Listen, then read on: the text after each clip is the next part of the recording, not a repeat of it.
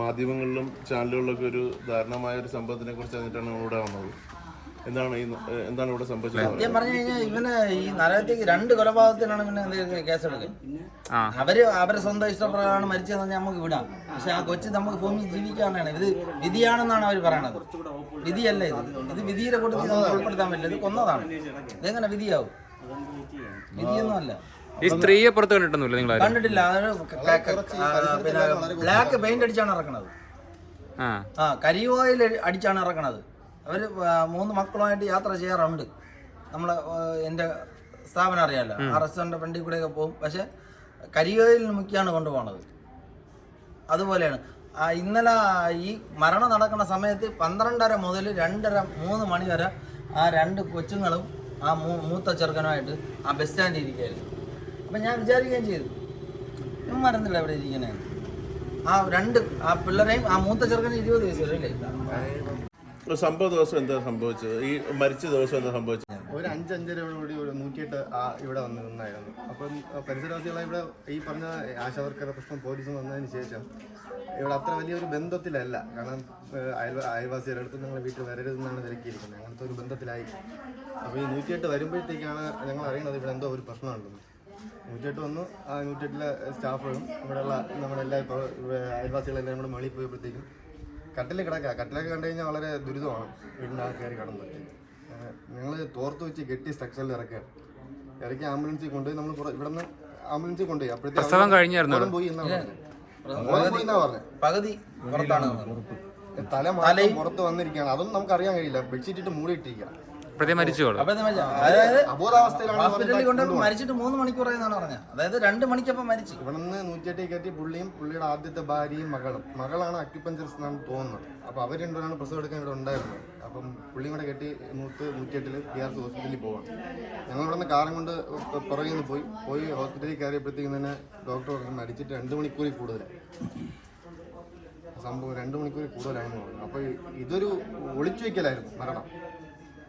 അവർക്കറിയാമായിരുന്നു. കാരണം അക്യുപഞ്ചറിസ്റ്റിന് ആരായിരുന്നാലും മരണത്തിന് എന്തായാലും അറിയാൻ കഴിയും.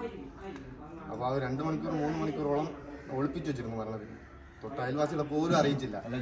കാരണം ബ്ലീഡിങ് ഉണ്ടാകുമ്പോഴത്തേക്കും തന്നെ നമ്മൾ അറിയിക്കണ്ടേ, അയൽവാസികളെ അറിയിക്കണ്ടേ. ഒരു ശബ്ദം പോലും പുറത്ത് കേൾപ്പിച്ചു. ആ ശബ്ദം പോലും ഇങ്ങി നെരുങ്ങിയിരിക്കുന്ന വീടുകളിൽ ഒരു ശബ്ദം പോലും നമുക്ക് കേൾക്കാൻ കഴിഞ്ഞില്ല എന്നുള്ളതാണ്. ചുറ്റുപാടുന്ന അക്യുപഞ്ചറിന് കുറെ ടീമുകളുണ്ട്.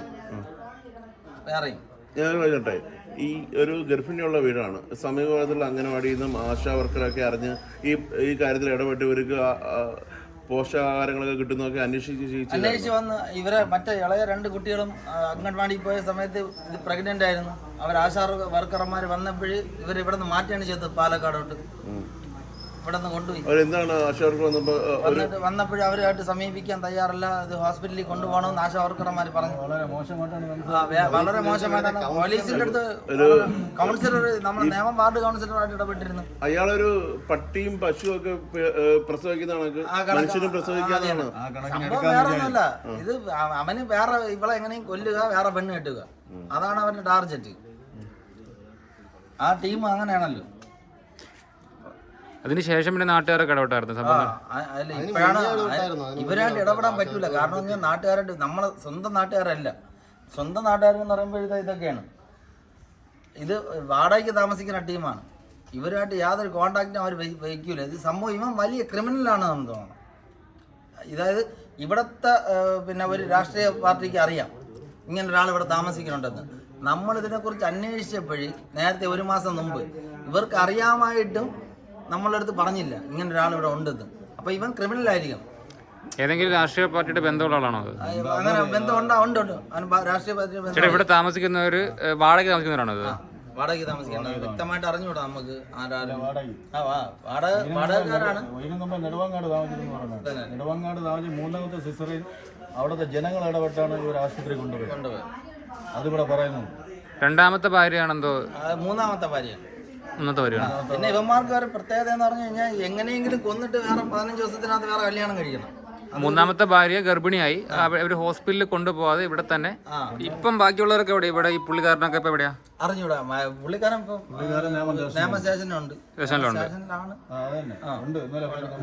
ഇന്നലെ നമ്മളെ പേര് നേരെ നിയമ സ്റ്റേഷനിലാണ് കൊണ്ടുപോയി. ഇവിടെ നേരെ PRC കൊണ്ടുപോയത് ഹോസ്പിറ്റലിൽ കൊണ്ടുപോയി. PRC അവിടെ നിന്ന് പിന്നെ അവിടെ നിന്ന് മെഡിക്കൽ കോളേജ് വിട്ടു. അവിടെ മെഡിക്കൽ കോളേജ് ഇന്ന് രാവിലെ DMA നേതൃത്വത്തിൽ മെഡിക്കൽ കോളേജ് പോസ്റ്റ്മോർട്ടം ഇപ്പൊ കഴിഞ്ഞു. ഇതിപ്പോ കേസ് എടുത്തിട്ടുണ്ടോ? നേരത്തേക്ക് കേസ് എടുക്കുമെന്നാ പറഞ്ഞത്. നരഹത്യയാണ്.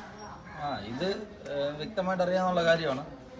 നേരത്തെ ഒരു മാസം മുമ്പ് ആശാ വർക്കർമാർ, DMO ഓഫീസിലെ ഡോക്ടർമാർ, നിയമ പോലീസ് ഉദ്യോഗസ്ഥർ, SI ഉൾപ്പെടെയുള്ള സംഘം ഇവിടെ വന്നിട്ടുണ്ടായിരുന്നു. ഹോസ്പിറ്റലിൽ കൊണ്ടുപോകണമെന്ന് പറഞ്ഞു. പക്ഷേ അവർ തിരിച്ച് നിയമം പഠിപ്പിക്കുകയാണ് ചെയ്തത്. അവരെ